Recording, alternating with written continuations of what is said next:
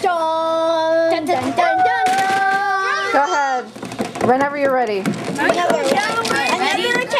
And go, Nick. Yay!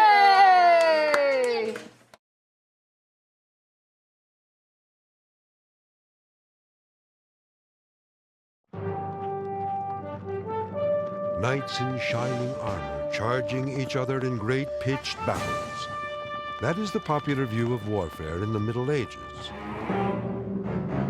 In reality, most medieval conflict involved the attacking of castles. And mounted knights were not much use against stone walls. A siege against a castle could take weeks, even months. The attacking army pitted against a well-defended garrison within. By the end of the 13th century, the science of defensive architecture had reached a peak. Stone walls were built thicker and taller than ever before, and archers could easily pick off advancing attackers. To further frustrate attempts at breaching the walls, castles were situated on rocky crags or surrounded by water. But every advance in castle defense drove attackers to devise better siege weapons. During the Middle Ages, castles kept improving. They kept improving as weapons of attack got better. And tactics was this eternal balance between attack and defense. Heave! 200 years before cannon appeared in Europe, chroniclers make reference to what appears to be the ultimate 13th century siege weapon. An ingenious new form of heavy artillery that flung huge stone balls with such destructive power that castle walls were reduced to rubble. But no ancient weapon of this type has survived. Were such claims gross exaggerations, or did such a weapon really exist? To answer these questions, Nova brings together a team of experts in medieval warfare who believe they know the secret. It's chaos. It's Wednesday, I think. I don't have a clue whether or not we'll finish. Their task? To build siege machines capable of destroying a castle wall at a range of about 200 yards. I think that the thing will smash it up nicely, yeah.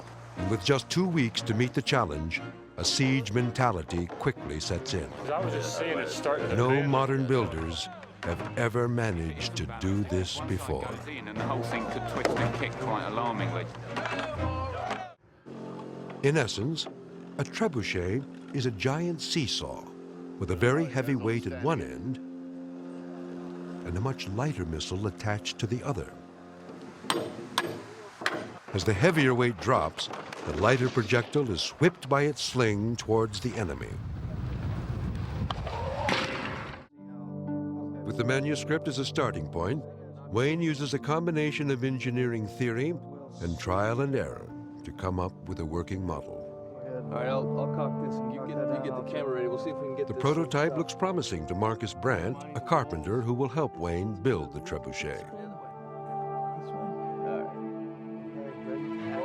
But there's a problem. The model rocks dangerously.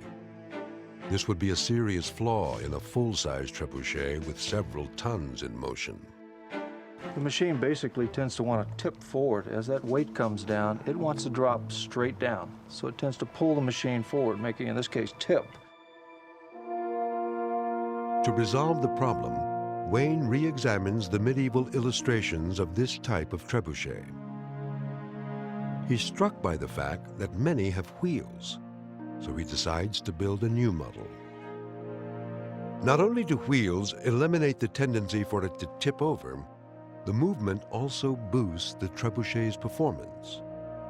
Shoot away, come on. Hugh doubts that wheels will make a trebuchet throw farther, so he insists on a demonstration.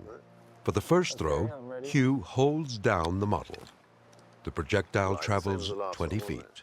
Now let's try it with letting it loose. Letting it loose. Yeah, well, it's certainly better, isn't it? Yes. I don't have enough room. When the trebuchet is allowed to roll, the missile goes an extra 10 feet. Why? The falling counterweight drives the trebuchet forward. Like a pitcher stepping forward, this adds momentum to the throw. The forward motion also permits the counterweight to drop further in a straighter line. The closer the counterweight follows this optimal path, the more energy it captures for throwing.